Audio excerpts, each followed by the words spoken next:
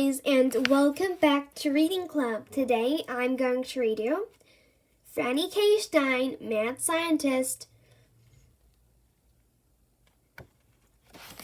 The Invisible Fran, Chapter 5 to Chapter 8.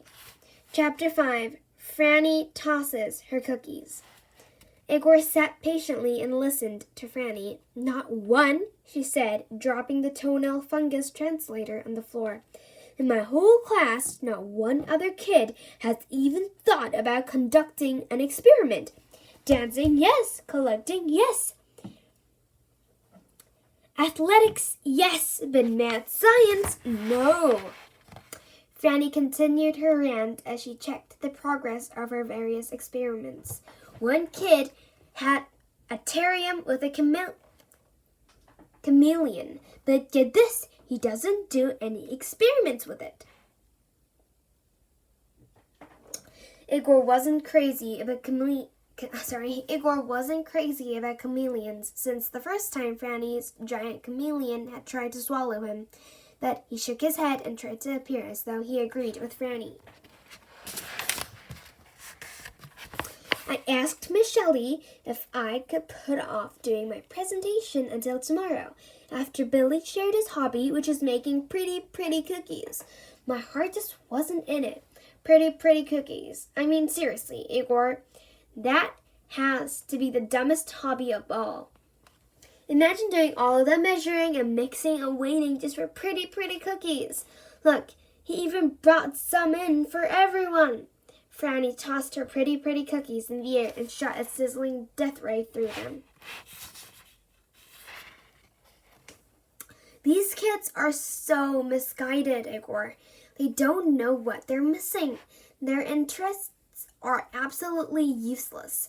Maybe nobody has ever really showed them why mad science is really the only hobby on earth." Franny stopped and grinned boredly. "That's it, Igor. It's up to me to show them where they went wrong. I can show them what they should be interested in, and I can see it's going to take more than a toenail fungus translator." Chapter 6, You Must Be Nuts and Bolts. Franny consulted a book from her library called Mechanical Friends and Hazardous Robots for Children. Ultimately, Franny created things the way she liked them, but a quick glance at some plans always get things rolling. She worked most of the night, and with Igor's help, she had a creation that she was certain would bring the kids around to her way of thinking. Chapter 7. Why are you looking at my robot that way? Franny sat at her desk, grinning. She couldn't wait to give her presentation. "Franny," Miss Shelley said, "would you please come up here and show the class what you've brought in?" Franny walked confidently to the front of the class. She knew that the kids would take one look at the robot and abandon their ridiculous hobbies. She removed the sheet that had been draped over her creation. The kids gasped. It was a robot. A few lights pulsed slowly on his chest, and they could hear a soft hum coming from inside it. Its tiny square eyes seemed to blink. "Why does it have 2 heads?" one boy asked. "2 heads are better than 1, Franny said. "When it's complete, those 2 heads will make it twice as smart as the next smartest robot, twice as useful, twice as complicated."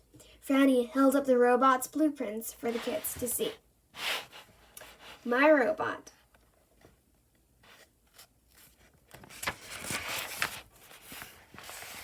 Miss Shelley said, "Franny, did you say that it wasn't complete yet?" "That's right, Miss Shelley. It's not complete. I'm going to need other mad scientists to help me, other mad scientists from the class, perhaps. Are there any volunteers?" Billy raised his hand. Franny was smug. The first of many volunteers, she thought. "Yes," she said. "You'd like to help?" "I would," Billy said, "after you finish it. I mean, then I can teach you to bake pretty cookies."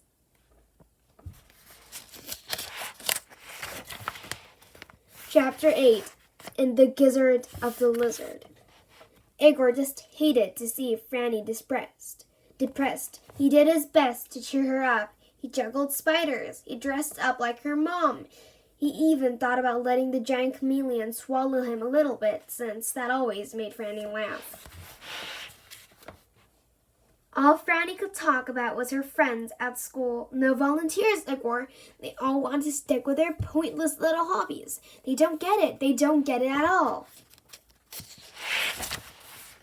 They don't understand the thrill of an idea popping into your head out of nowhere, and then driving right in and making your idea just happen. If only they could experience that, Franny said. Just then, the giant chameleon appeared as if out of nowhere, grabbed Igor and swallowed him. Even though she was depressed, Franny laughed a little and shook the chameleon until Igor fell out of its mouth. It's hard not to laugh when a reptile eats your best friend.